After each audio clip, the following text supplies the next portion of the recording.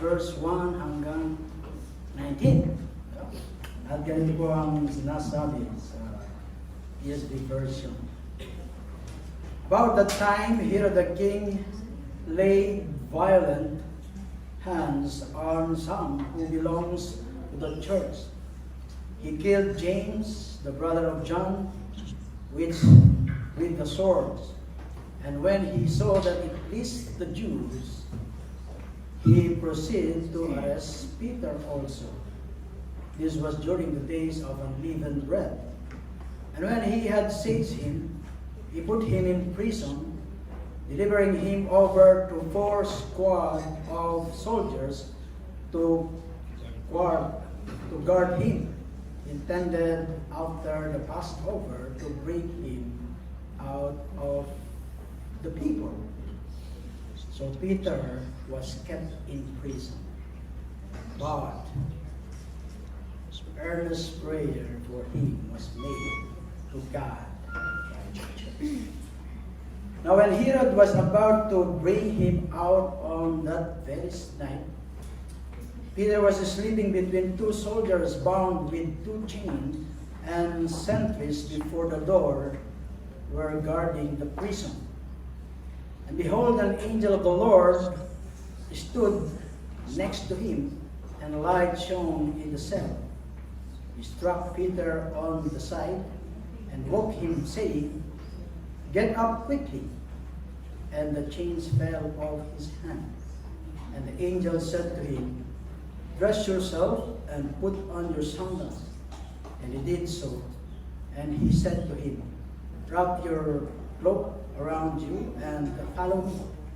And he went out and followed him. He did not know what was being done by the angels was real, but thought he was seeing a vision. When he had passed the first and the second guard, he came to the iron gate, leading into the city, opened for them of its own accord. They went out and went along one street, and immediately the angels left him. When Peter came to himself, he said, "Now I am sure that the Lord has sent his angel and rescued me from the hands of Herod and from all that the Jewish people were expecting." When he realized this, he went to the house of Mary, the mother of John, whose other name was Mark, where many were gathered together and were praying. And when he knocked at the door of the gateway, a servant girl named Rhoda came to answer. Recognizing Peter's voice, in her joy, she did not open the gate, but ran in and reported that Peter was standing at the gate. They said to her, "You are out of your mind." But she kept insisting that it was so, and they kept saying, "It is his angel." But Peter continued knocking, and when they opened, they saw him and were amazed. But motioning to them with his hands to be silent, he described to them how the Lord had brought him out of the prison. And he said, "Tell these things to James and to the brothers." Then he departed and went to another place. Now when day came, there was no little disturbance among the soldiers over what had become of Peter. And after Herod searched for him and did not find him, he examined and the sentries and ordered that they should be put to death. Then he went down from Judea and Caesarea and spent times there. Let's pray. Father, we thank you, God, for this wonderful day you have given us. We gather here together, O God, has brought us here so that we hear the word preached. Lord, we pray the Holy Spirit patuloy na mausap, patuloy na pagturo, kumilos sa buhay ng bawat isa. As we study the Word of God, help us to have this deep understanding. May your name be glorified and all Son of God. Thank you and praise you, God, in Jesus' name. Amen. Ano po tayo ngayon po?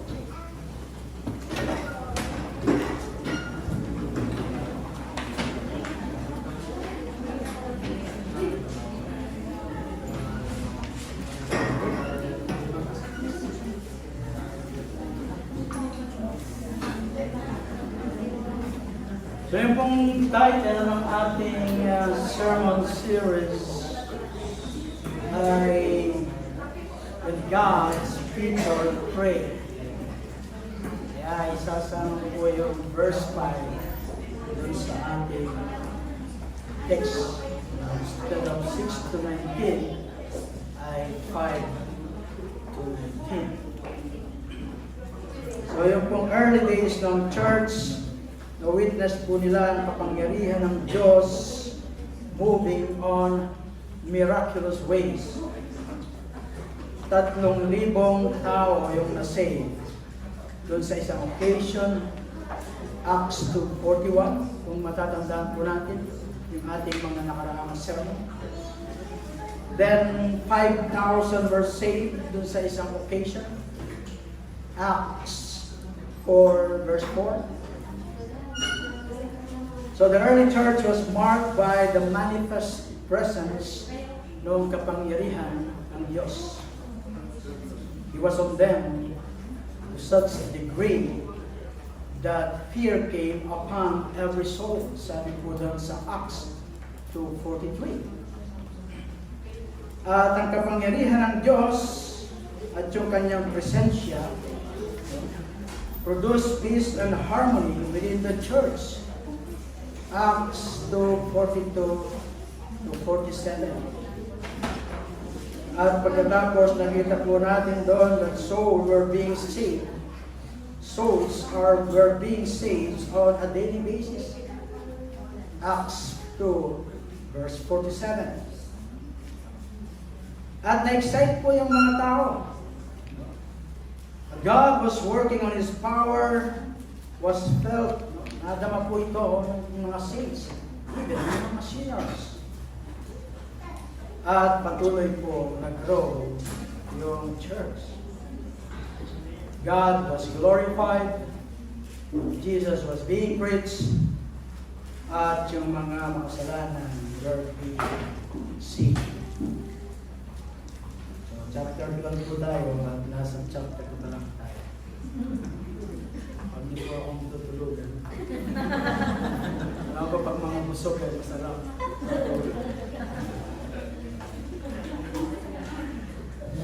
It was a great time to be part of the local church, no? Subalit, hindi lahat was pleased. Yung daw mga Jews ay nabuhi dun sa early church because the church said na ang Panginoon sa Kristo ay siya yung Messiah. The church said that ang Panginoon sa Kristo daw ay pinatay ng mga Jews. At yung pinaka-amazing sa lahat, pinag-claim daw ng church na si Jesus ay nabuhay muli sa mga patay. Kaya itong mga Jews ay namuli o ganyan na lamang yung hate nila sa church.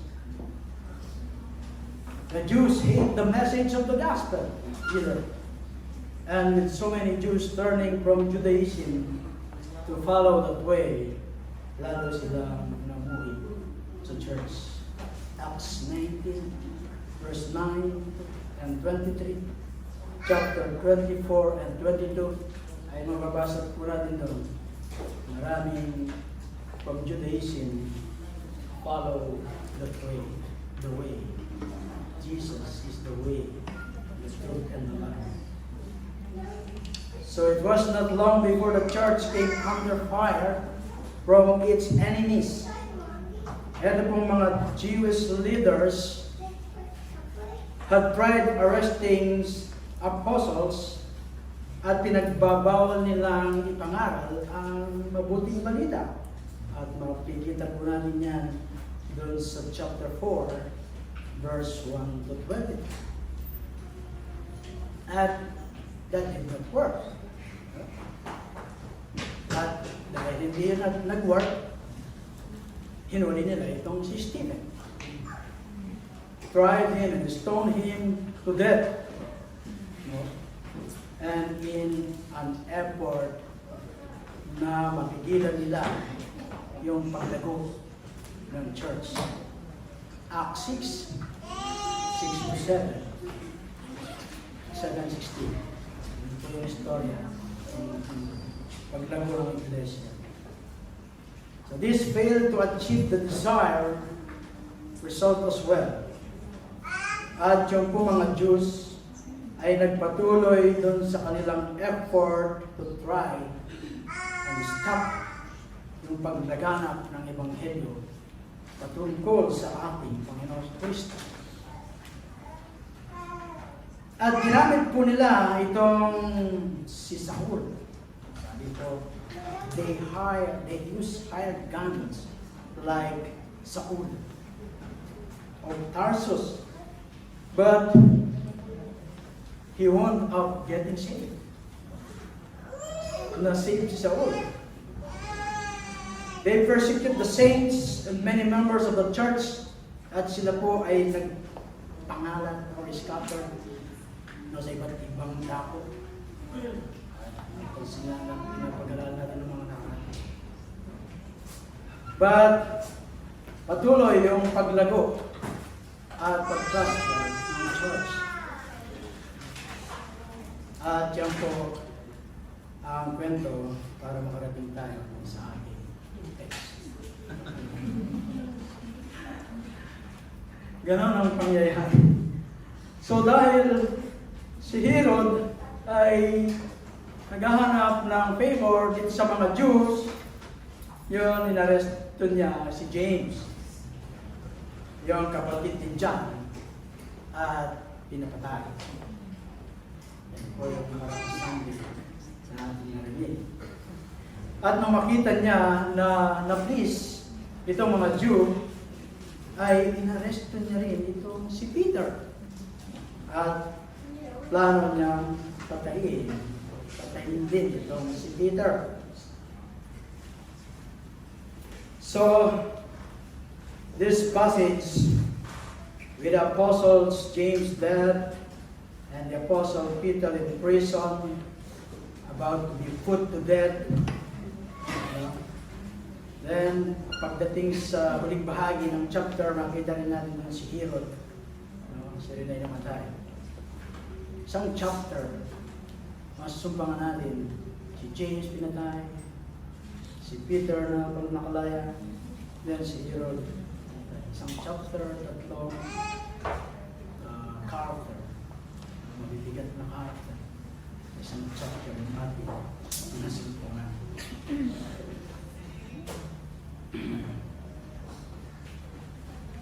So itong si Peter ay bilanggo o hindi doon sa kanyang sariling kasalanan.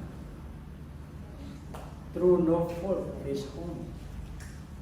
Siya ay namumuhay ng matuwid, tumalakad, kasama ang Diyos. Ginagawa niya yung kanyang sinisikap niyang gawin yung kanyang dapat gawin at ipinangangaral niya ang Panginoon sa Kristo, honoring the Lord, and trouble is still come his way. Why this happening? Tanong natin, why this happening to me? Kung kailan ba naman ako naging Kristiyano? At meron po tayong lesson na makikita dito. May lesson na sinasabi sa atin ng ating pasahe. Di raw natin kalimutan,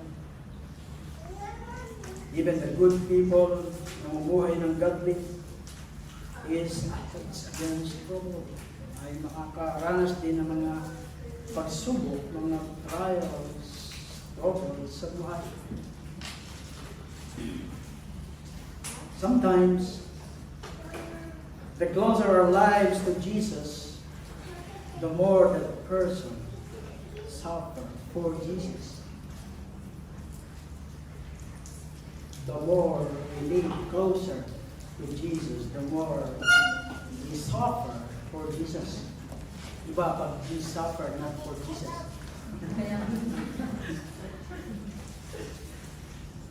Consider daw natin si Job. He was clean, holy, and good by God's own estimation. Ginagawa niya yung mabuti upang mapagsilbihan niya yung Diyos. Bubuhay siya ayon sa kalooban ng Diyos, and still trouble came his way. Job 1:2. Trials marked the lives of David, Paul, Elijah, and even the Lord Jesus. Si Jesus ay tinatawag siyang man of sorrow sa Isaiah 53:3. Kung daw si Jesus ay dumanas ng mga pagsubok sa kanyang buhay, we should expect no better treatment or so. Tayong mga tagasunod ni Kristo ay expect na natin na tayo ay daranas din ng mga trials kung paano dumanas ang ating Diyos sa Kristo. Every person who comes into this world is going to experience trouble and trials. Sabi ng Job 5:7, 14, verse 1. Those people who live for the Lord are going to have their trials too. So ayaw na. Ayaw na mamuhay sa Panginoon kasi ayaw ko ng trials. Yan ang sinasabi dun sa John 16 verse 33 and 2 Timothy 3 verse 12. And Peter discovered this nung siya ay tinapon sa kulungan itong si Herod. But it was in that prison experience that Peter experienced yung kapangyarihan ng Diyos in some wonderful ways. At titingnan natin yung na-experience ni Peter. God manifested His power to Peter in that prison. So itong pasay, pinaalalahanan tayo that there is power in corporate prayer. There is a special dynamic that comes into play when God's children come together, united in faith and purpose, to seek the face of the Lord in prayer. Kaya po yung title natin, when God's people pray, something will happen. Amen. Push. Pray until something happens. Yun yung push. So doon po sa verse 1 to 5, nung nakaraan natin pag-aaral, no? It was a time of problems. Nandun po yung atake. James, the brother of John, one of the Lord's inner circle, is put to death by Herod. Then Peter has also been in prison. At siya po ay naghihintay ng kanyang execution. Pagkatapos nakita natin doon that there was apprehension. May pangamba, may ang iglesia. Ano na ba ang future ng kanilang kaharapin? As the result, nagkaroon ng takot, concern for the future of the church. At nakita rin natin doon that nandun there was an adversary. Sinabi sa atin itong si Herod ay pinatay niya, itong si James at pagkatapos isusunod niya itong si Peter. At kita rin natin na itong mga Jews ay na-please doon sa ginawa nitong si Herod, no? Kung kaya itong si Herod at ang mga Jews ay responsible doon sa pagpatay kay James. But they were merely human. Each team, an organizer God and power this persecution was Satan himself. Instrument lang itong si Herod at itong mga Jews. Immune na daw tayo sa mga troubles na dumarating sa ating mga buhay. May mga troubles, may mga attacks, may mga problems, even ang ating mga dinaranas. And we need God's help as such as any church sa kapanahonan daw natin. Then hindi lamang it was a time of problems. Sa verse 5, it was a time of prayer. This is sa verse 5. At makikita po natin yung isang maliit na word dito sa verse 5 that makes a big difference. Yung pong word na what.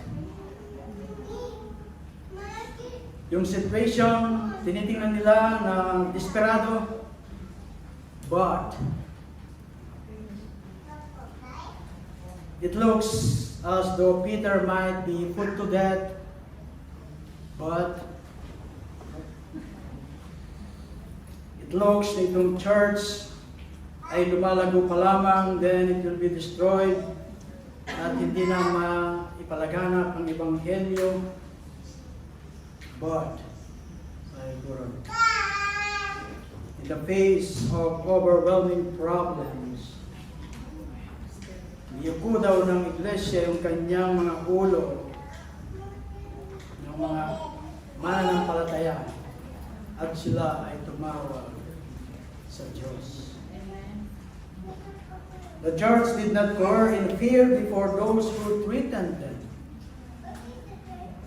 The church lifted its collective voice and rang the prayer bells of heaven. At dininig ng Diyos yung kanilang mga panalangin and moved in mighty power to bring His answer. At makita po natin yung kanilang panalangin dito sa verse 5. Doon sa kalahati ng verse 5, sabi po, but earnest prayer for him was made to God by the church. Nakikita po natin dito yung fervent prayer. Sabi po sa ating pasahe, prayer was made without ceasing. And though without ceasing the word, ibig sabihin is to stretch forth. Ako sa medical term, nire-refer ito na ini-stretch daw yung ligament or a full muscle. No? Na yung idea daw nito ay going beyond the boundaries. When this word applied to prayer, ay mapipicture daw natin ito, pinipicture ito of a fervency. It is the picture of people pouring out their heart in prayer before the Lord, and they seek His face doon po sa kanilang pangangailangan.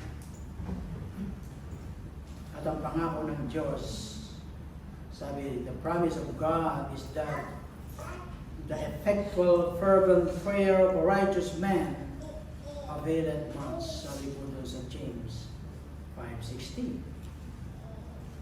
At mas notice din po natin doon sa kanilang panalangin, no? It was faithful prayer. Hindi lamang siya fervent, but faithful praying. By faithful praying, sabihin, no? Nandun po yung kanilang pananampalataya. Their prayers were made to God, sabi po doon. The earnest prayer for him was made to God. Meron po mga panalangin na nakadesign or minsan design para marinig lang yung nakapaligid sa atin. O di kaya naman tayo mismo yung pinapakinggan natin yung ating panalangin. But ito po ang congregation ay nagsama-sama sila. Isigaw yung kanilang panalangin ng malakas na boses para makalating doon sa grasya ng Diyos, para doon sa kanilang church at kay Peter. So when we pray, we must pray with faith. At madalas po natin nababanggit siya sa tuwing tayo ay nagpe-prayer meeting because God, no, cannot please God without faith. Everything what we do para ma-please natin ang Panginoon, nandun yung pananampalataya. Pag sinabi ng Diyos dito ay ganito, then nandun po yung faith natin na totoo ang sinabi ng Diyos.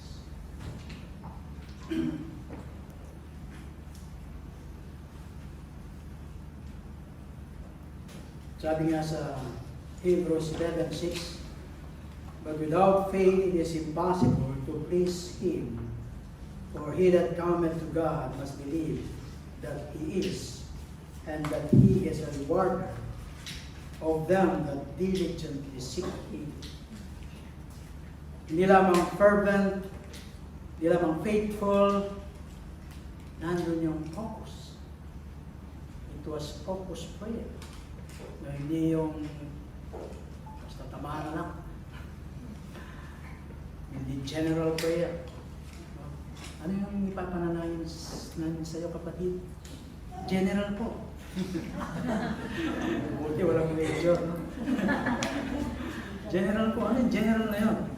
See, makikita natin dito, itong panalangin ng church was made for him. Kanino? Kay Peter. So, Peter was the focus of this prayer meeting. They came together to pray for a specific purpose. Kapag nananalangin ba tayo, nandun ba yung focus, yung specific purpose? O basta may masampit lang? O memorize? Kahit wala na sa isip mo, nagsasalita ka para sa di ba? Kasi naka-record na, ipipindutin mo na lang. Ganun ba yung ating mga panalangin? So this was not generalized praying that sought to cast a big blanket of prayer over everything and everyone. This was pointed prayer that sought God's power for a specific need. Ganun ba tayo manalangin? Lord, alam mo po yung aking pangangailangan. Alam ng Diyos talaga yung pangangailangan. Ba't anong gusto mo unahin? Anong gusto mo sagutin ako? Lord, general. Hindi lang siya fervent, faithful prayer focus. It was a family prayer. The church gathered together upang sila ay manalangin for one of their own. They came together as a family. to seek God's help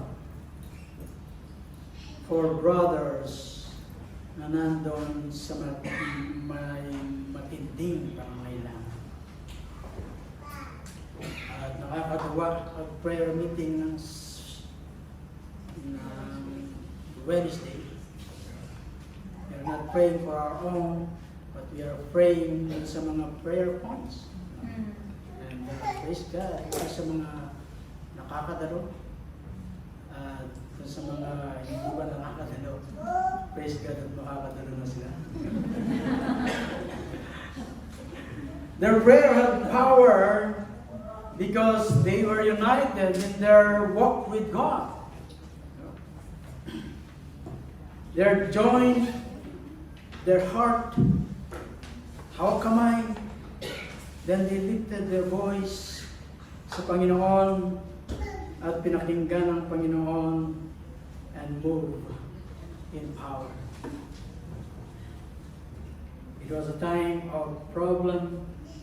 It was a time of prayer. Then it was a time of power. There was powerful salvation. Kapag daw yung church ay nananalangin, God heard them at sinasagot niya yung kanilang mga panalangin. Si Peter, nakita natin, was delivered from prison. God saves Peter because sabi doon sa pasahe natin, what earnest prayer for him was made to God by the church. So yung pong ating pag-aaral ng nakaraan, bakit si James namatay, pinapatay, inayaan, inalaw ang Panginoon na mamatay? Ba't itong si Peter ay nakalaya, lumabas sa bilangguan? No? Narinig natin yung magandang word na sana all.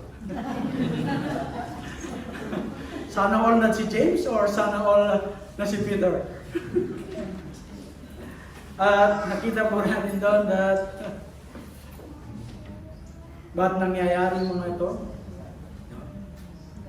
Nandun yung lima na nabanggit ni Pastor Joseph because of rebellion. Nandun yung consignment. No? Then there is the redeem. No? And conflict. And it will end. No? Alam ko, note niyo yun.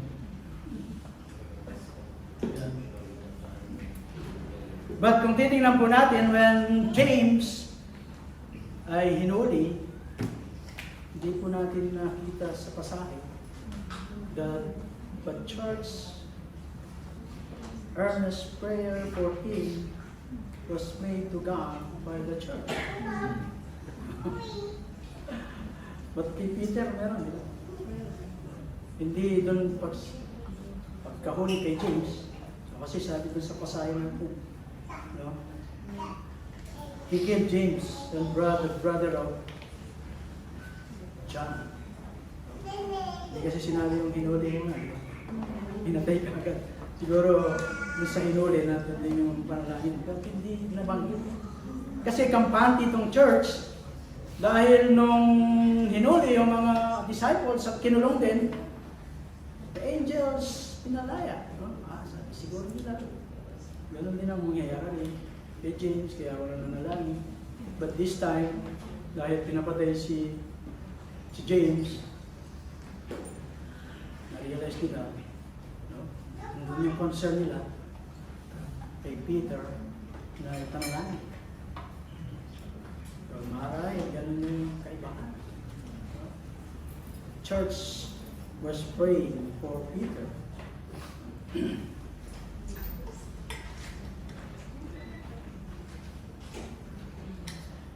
At makikita po natin Yung kapangyarihan ng Diyos is seen in His peace. Kapayapaan. Si Peter ay naka-schedule na siyang i-execute kinabukasan. Naghihintay na lang siya sa kanyang sisig elektrika, bibitay, parusa na kamatayan. No? Ano yung kanyang ginagawa? Ano yung ginagawa ni Peter? Hindi nabanggit dito na siya ay nananalangin para yung kanyang deliverance. At hindi rin siya sumulat ng kanyang last will and testament.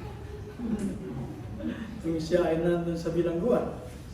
Kasi alam na niyang bibitayin sa kinabukasan. Given na yun. Kasi hinahayaan lang na lumipas yung feast. The next day ay bibitayin na siya. At hindi rin natin nakita rito na siya ay umiyak, screaming and begging for mercy. Doon sa gabi na siya ay malapit ng patayin, si Peter daw ay natutulog na parang isang bata.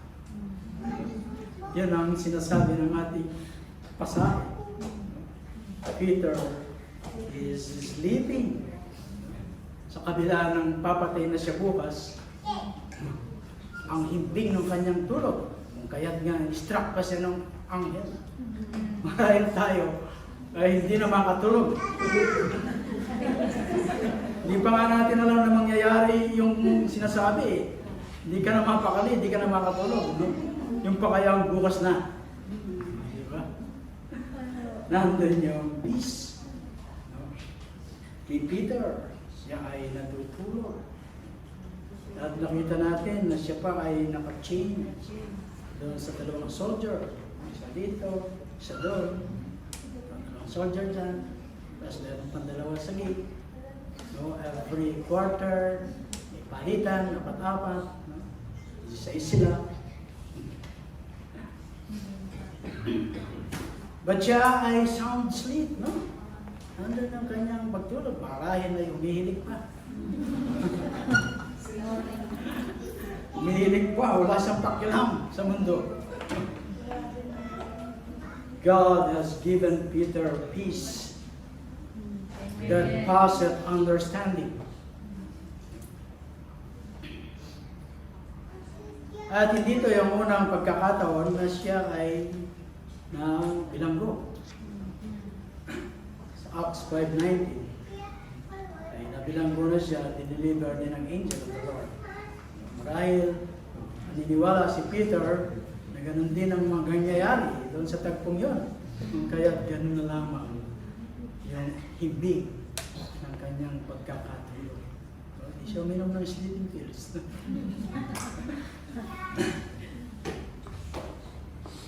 Kung ikaw daw ay ligtas sa mga oras na ito, if you are saved, God had already delivered you from the worst prison of all. Naniniwala ka ba? Amen. Iligtas ka na ng Panginoon dun sa pinaka-worst na prison. Amen.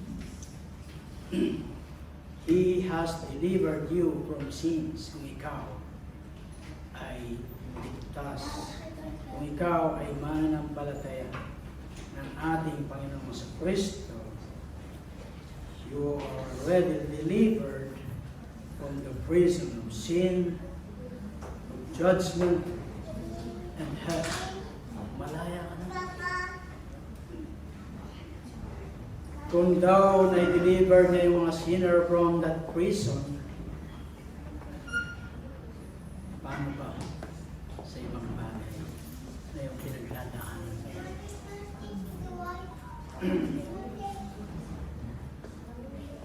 But is amazing things to see. Nakakalungkot daw, very few of the Lord's people have arrived at that kind of place sa kanilang mga buhay. No? God's people, nananampalataya ng Panginoon, walang kapayapaan sa buhay. Of so many worries dahil sa mga sitwasyon ng buhay na kanilang naranasan.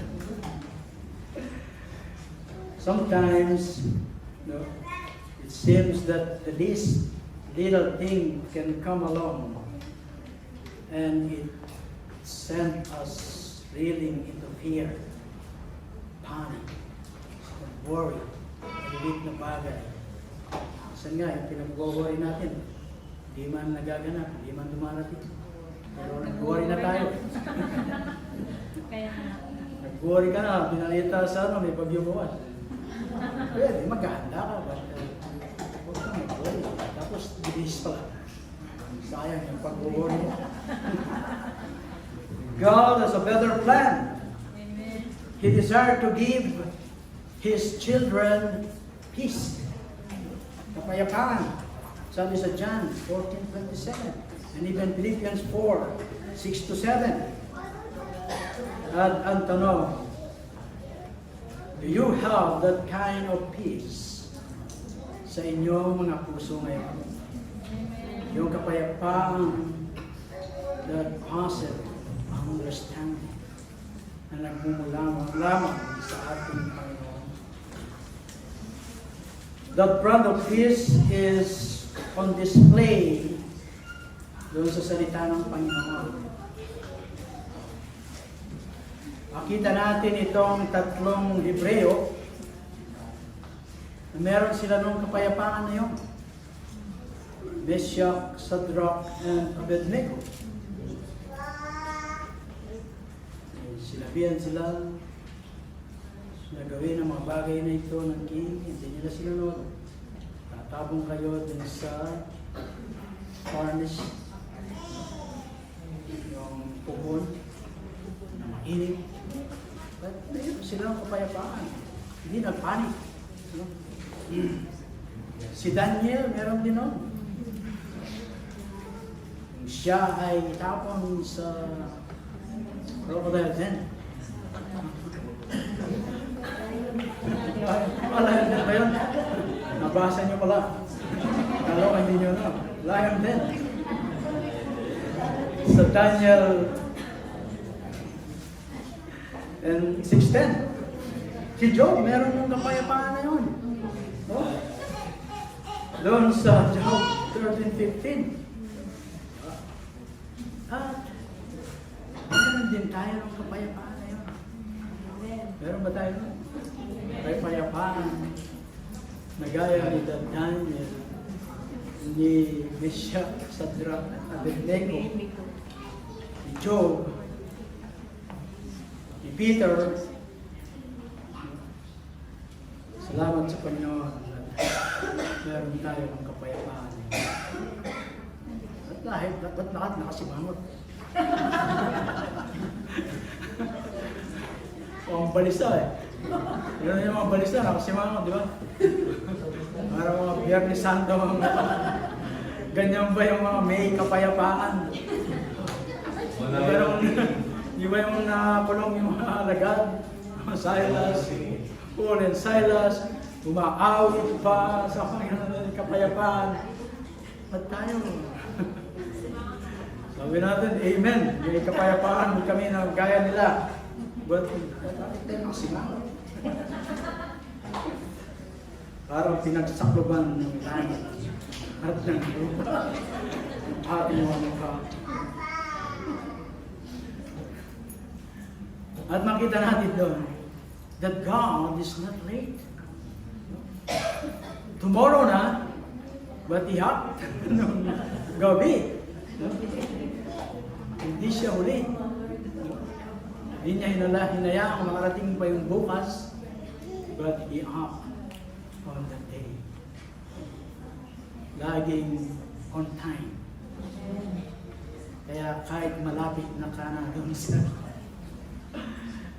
hintayin mo ang Panginoon. Sabi niya, those who wait upon the Lord shall renew their strength. They will run. They will rise like eagles. run. At sila hindi papatay.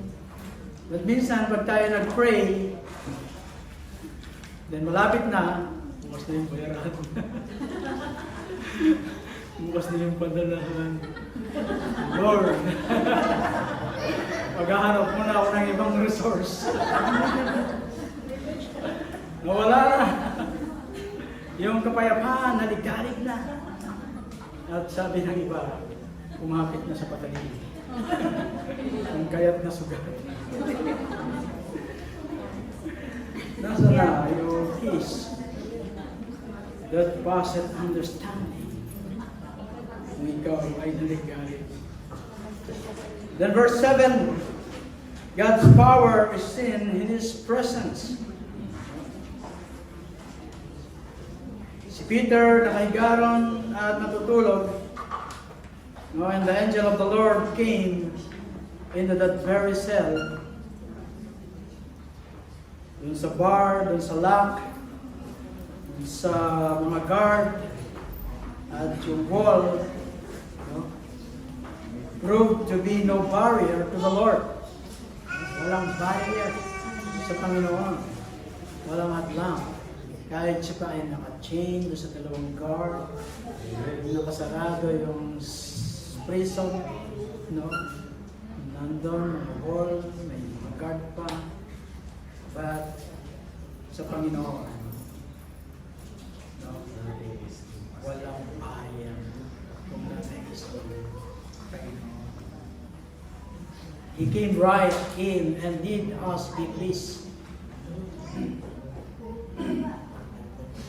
He meant to come to Peter and nothing was able to stop him. No, walang makakapigil. Kapag nais na.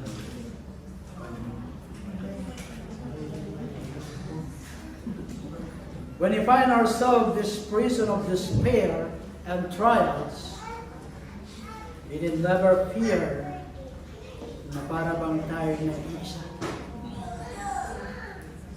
Pinangako ng Panginoon, no, sa atin, that He would ever be with us.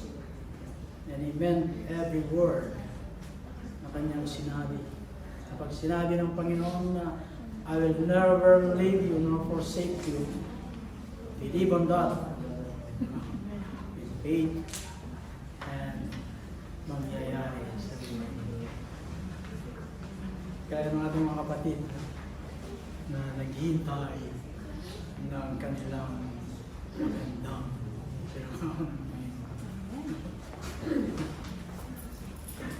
parang nag-iisa na lang. Hindi, no?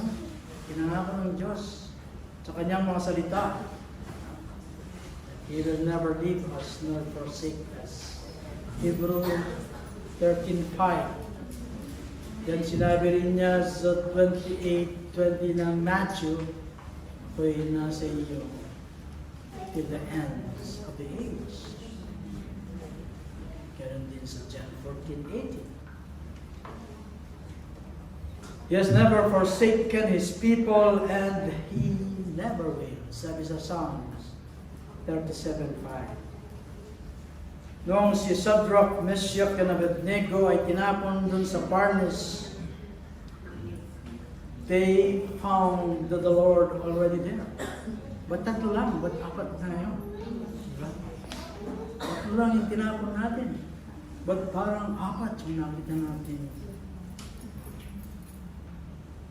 Nung si Daniel ay tinapon dun sa crocodile's den, lion's den, nandun siyang nagpatiko ng bibig ng mga leon. Kanina nabanggit si Paul doon sa ship, no? Sa stormy sea.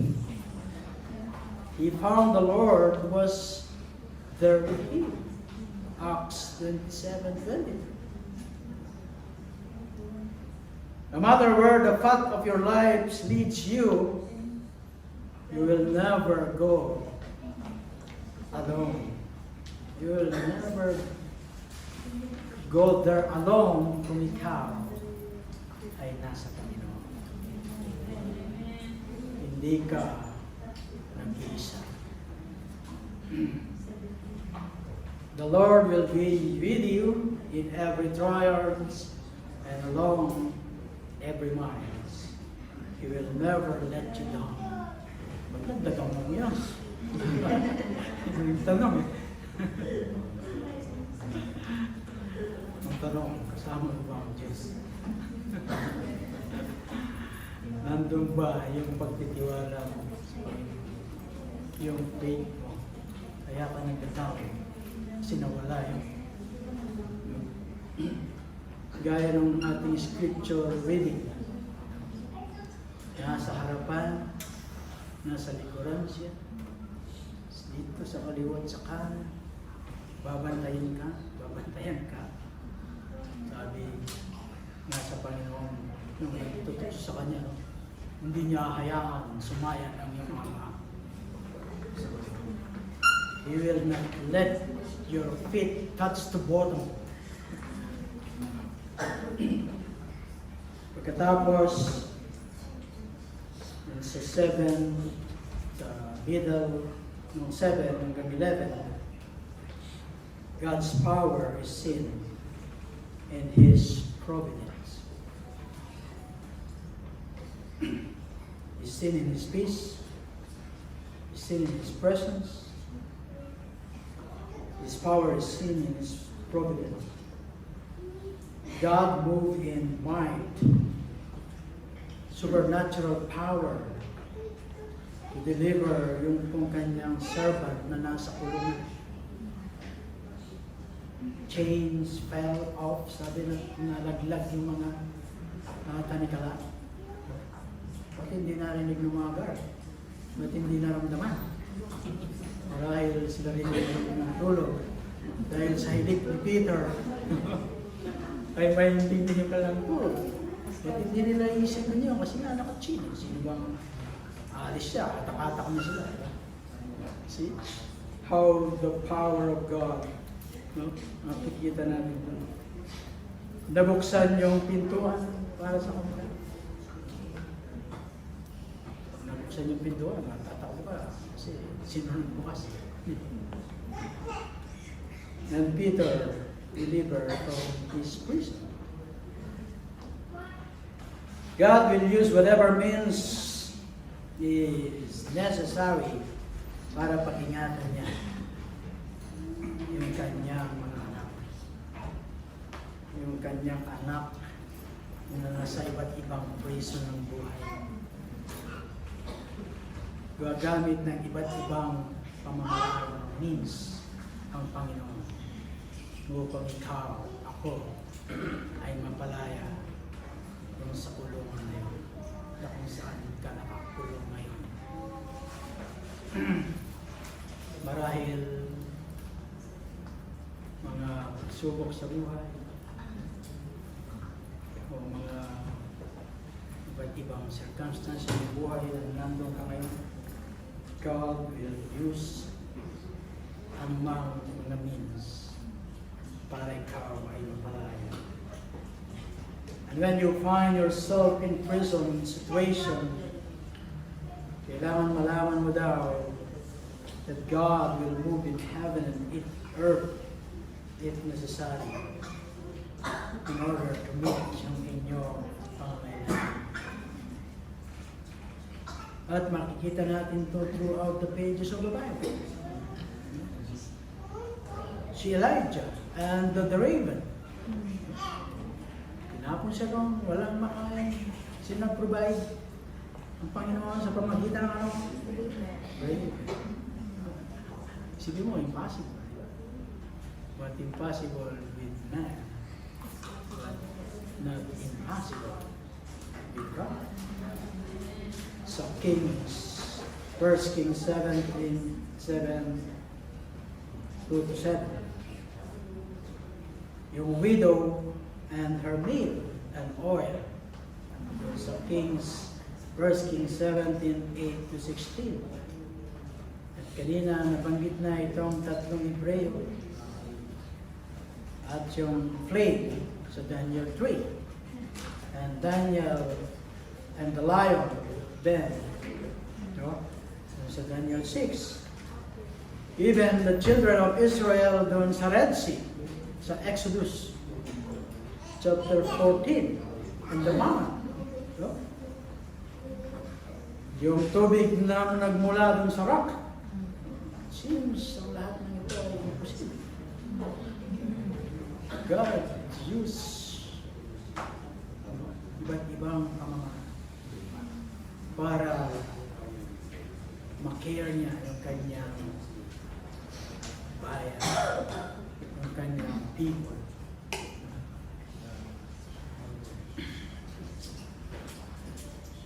Yung mga disipulo doon sa storm, sa Mark 6:45 to 51.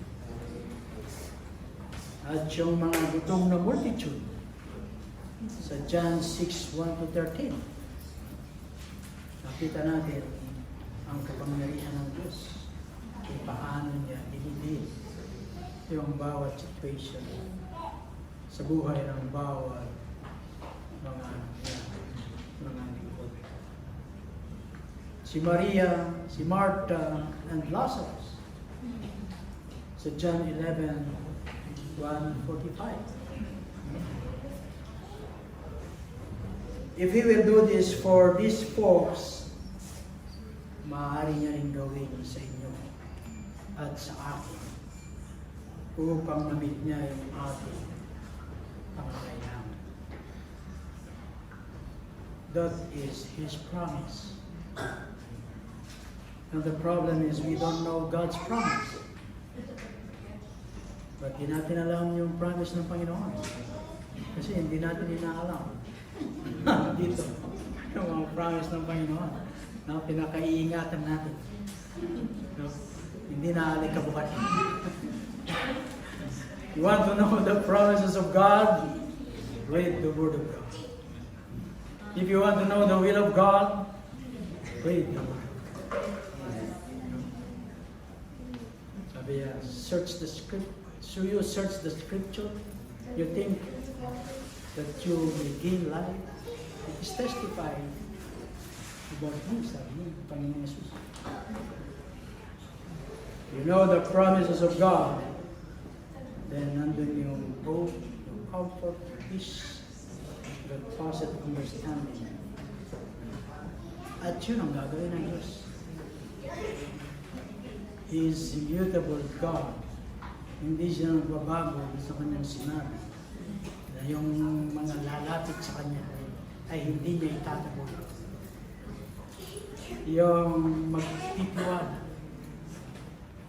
yung tatawag na may pananampalataya, yung magsisik fervent ay masusunod. Yan ang mga ilan lang sa pangako ng Diyos. At the problem ay hindi natin alam yung mga pangako ng Diyos. Yung kaya't yung kapayapaan ay wala sa atin. Peter knows the promises of God. That's why mahimbing yung kanyang tulog. Even tomorrow na yung kanyang execution.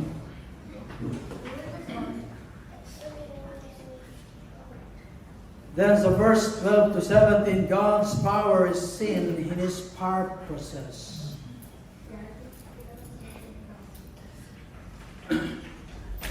Hindi lamang sa kanyang kapayapaan, but only in His presence, at dito rin in His purposes.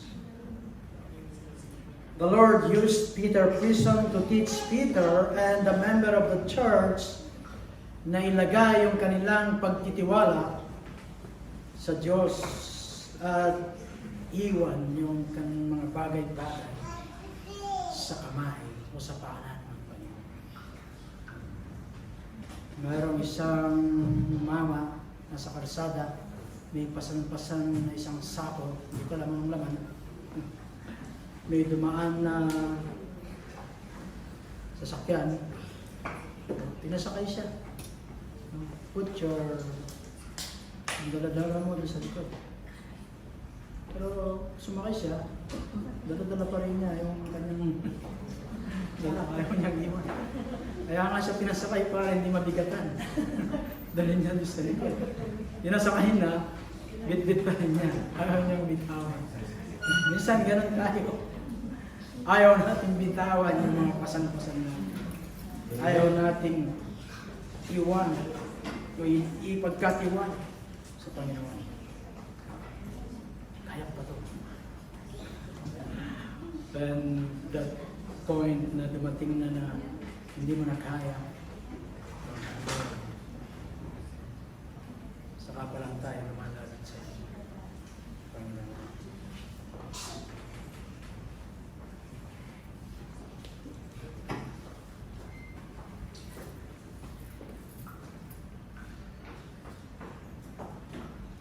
So itong mga church, itong mga nananalangin, no? Yung church na nananalangin na may deliver si Peter, no? Ay hindi sila nananalangin sa kanilang kapangyarihan. Hindi nila magawa na mag-send ng storm para mabuksan yung prison upang ma-rescue at ma-release itong si Peter. Hindi nila magawa yun. Ang kaya nilang gawin ay manalangin. And God work. The prison experience taught them all that God is greater than our needs and that He is worthy of our faith.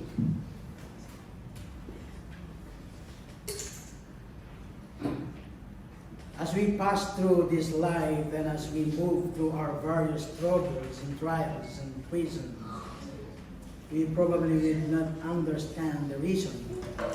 Hindi natin maunawaan kung anong kadahilanan na meron tayong mga ganyang pinagdadaanan ngayon.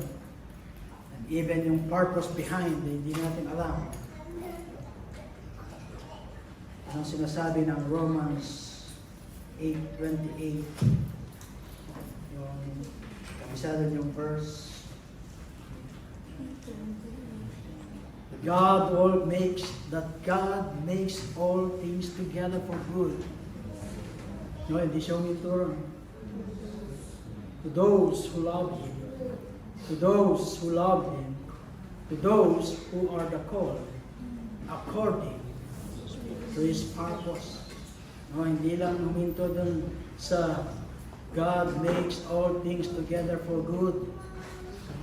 Sabi ng iba, nangyayari sa akin to, God makes all things together for good.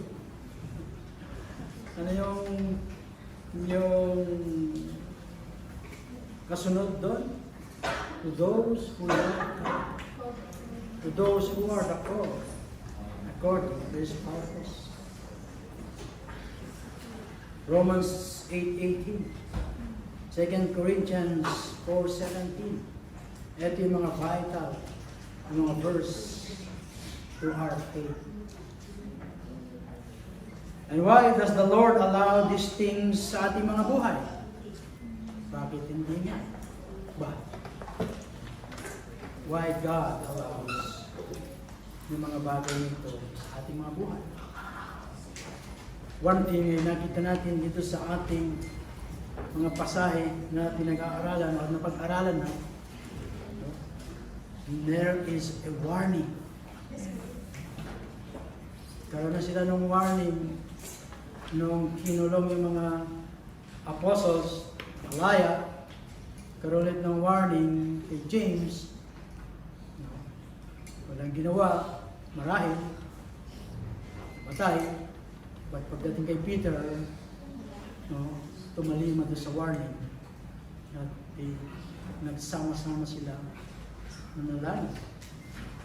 And sometimes God's allow yung mga nangyayari sa atin to signal us, to warn us that there's something happening wrong. May maling nangyayari. Kapag naramdaman mo may pain sa iyong katawan, something wrong. May pain. Naalala ko, naglilinis ako ng isda. Tusok ng palikpik. Pero kung hindi ko naramdaman yung pain, wala. Hindi ko alam na natusok pala ako. Yan, may sakit pa ako. It's alarm us, no? Yung mga pain na nararamdaman natin. Kapag walang pain, sabi nga, kagaya ng mga leprosy, kahit natatanggal na yung bahagi ng katawan niya, walang pain, hindi mo alam.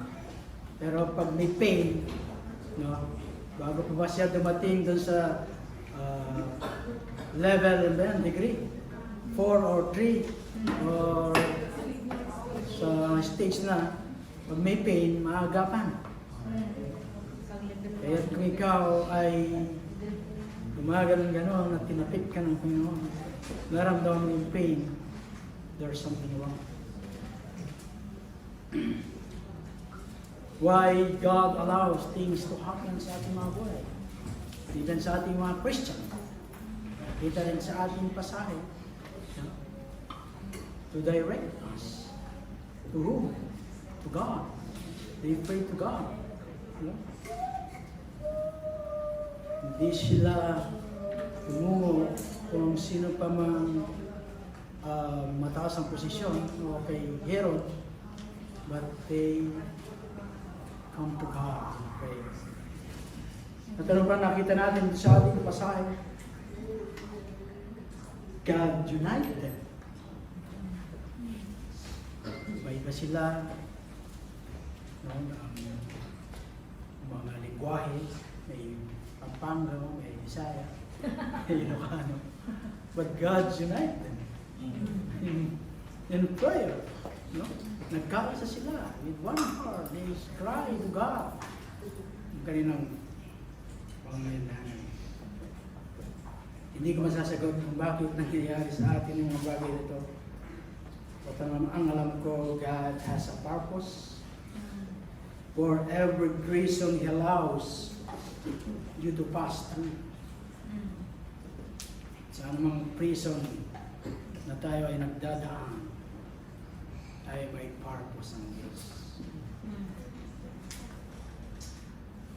But sometimes, or many times, kapag dumadaan ng magandang bagay, sabi ko nga lagi natin tinitingnan yung negative side lang. Ay, nangyayari sa akin ito. Siguro, ganito, ganyan, ganyan sa akin ng Diyos, ganyan ito.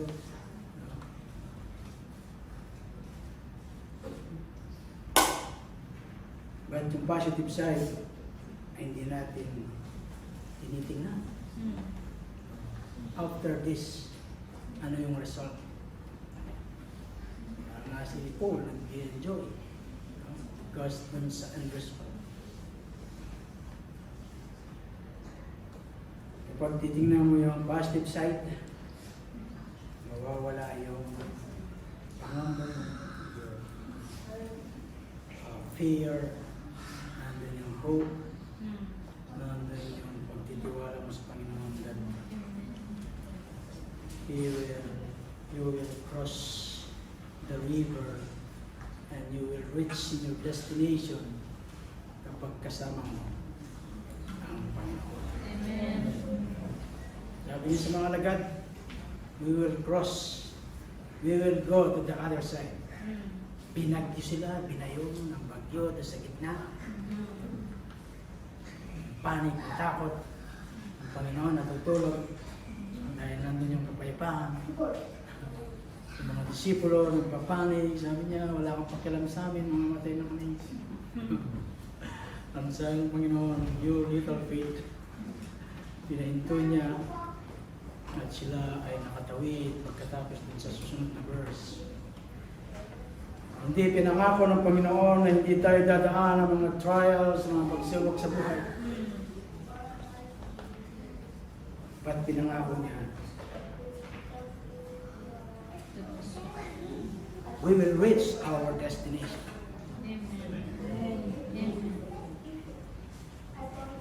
That purpose may be to grow us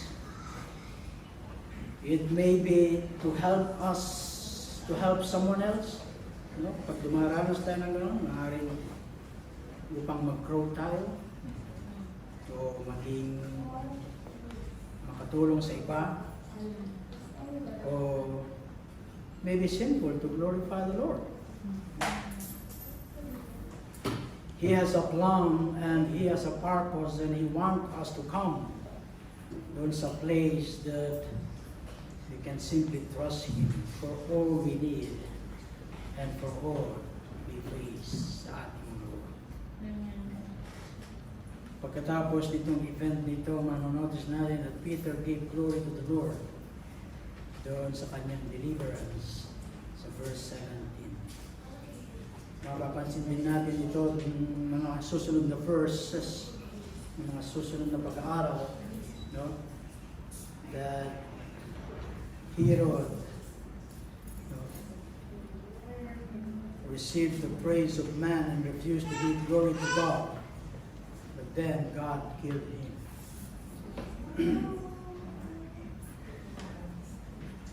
At yun po yung mga sinasabi po ng ating pasahe. God is not late. He's always on timing. Marahil sa atin, yung isang oras ay late na. Isang oras na lang. But sa Panginoon, sabi niya, yung isang oras is nothing. At kapag yung kapayapaan ay nasa atin, anumang bagyo yung ating pagdadaanan, you can smile. Alam ko na mamimiti. Hirap talaga mamimiti, ay bayad dyan. The question is, are you in a prison of sorts today? Nandun ba tayo? No? Sana sa iba't ibang mga prison. Hindi yung free zone, no? Prison. Selda. Ang mga circumstances na ating buhay. Are you in a place where you need to see the Lord flex His muscle and demonstrate His power sa inyong mga buhay? At ito po ay panawagan sa bawat isa sa atin ng Panginoon. Sabi niya, kayong mga napapagal at nabibigatan ay lumapit kayo sa akin at bibigyan ko kayo ng kapahingahan. Itong church ay nananalangin nung dininig ng Panginoon yung kanilang panalangin. Nandun na si Peter sa pinto. Sabi nung kay Rhoda, ikaw ay hindi natin sasabihin na sila ay nananalangin ng walang pananampalataya. No? Sila ay nananalangin na may pananampalataya.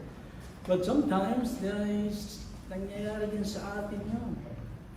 Inansweran ng Panginoon yung ating panalangin, but we can't believe. Doon sa tugon ng Panginoon, sapagkat yung nais natin, tugunin niya doon sa nais natin na tugunin. Tinugon na nga eh.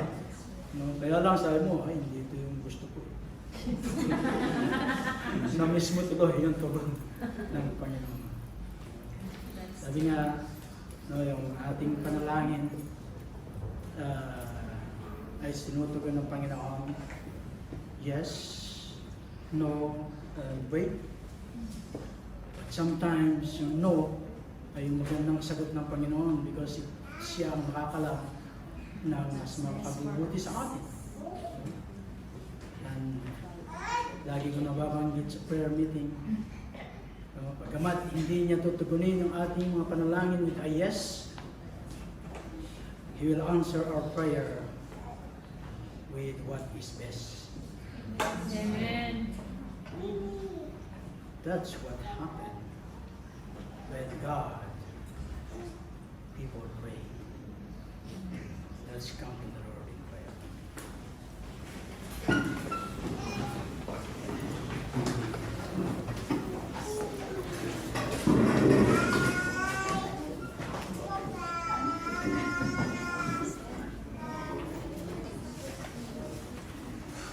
Lord, muli kami po ay nagpupuri at nagpapasalamat kami naon sa mensahe sa bawat isa sa amin.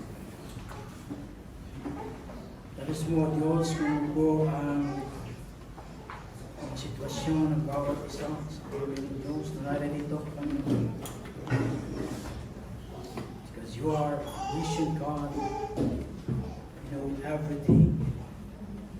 Wala po kaming may tatago. Minsan ay nakangiti ka na sa labas, ba't nagdurugo ang aming mga kalooban dahil sa mga sitwasyon na aming nararaanan. Lord, salamat Panginoon sapagkat pinakita mo po sa amin that in your presence there is peace. Kita namin yung kapangyarihan mo, O Diyos, in your peace, in your presence, in your purpose, ay iyong buhay. Lord, salamat Panginoon sa mga oras na ito ay nagkaroon ng kapayapaan sa aming buhay. Sa mga anak mo sa iyo ay nagtitiwala. Sa mga anak mo sa iyo ay nananalig Panginoon. Salamat Panginoon muli for reminding us Panginoon that you never leave us nor forsake us. Ang pangako mo Diyos ay tutuparin mo Panginoon. Salamat O Diyos that you have reminded us that something will happen when your people will pray. At nakita po namin sa aming pasahe how you answer the prayer of the church for the deliverance of people. Lord, we pray that we as the young iglesia, Panginoon, sama-sama sa family, sama-sama bilang isang iglesia, bilang katawan mo, Panginoon. Pinanalangin namin, Lord, yung aming mga kapatid, sa mga sitwasyon sila ay kabalisa hirapan Panginoon.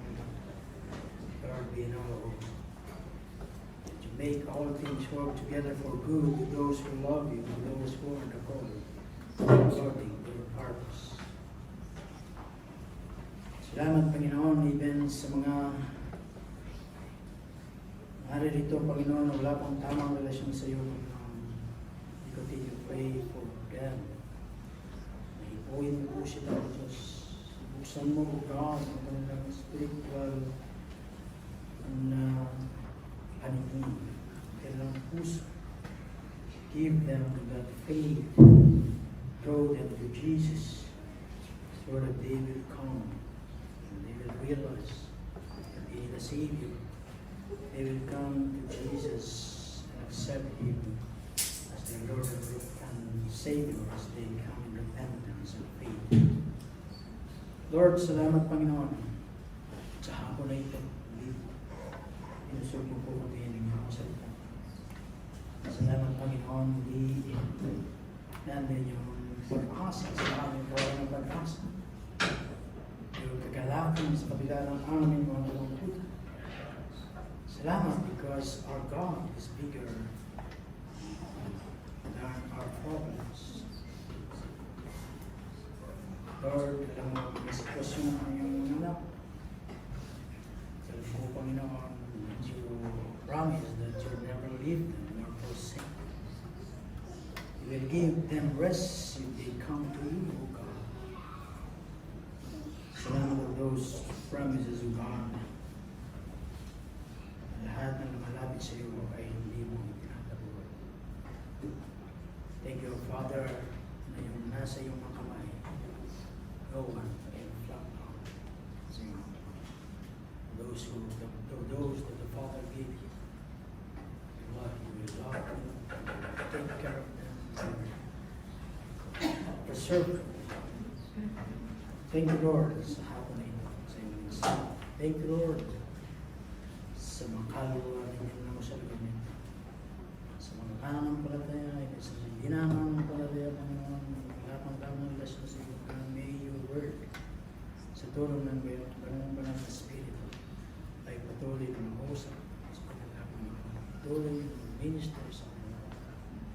Diyos sa paglabas namin on this place, Panginoon. Dala-dala namin yung kapayapaan mula sa iyo. Peace that passes understanding. Ang mumula sa iyo, hindi kayang ibigay sa mga. Lord, we thank you and praise you, God. Wala po kami masabi kundi pray.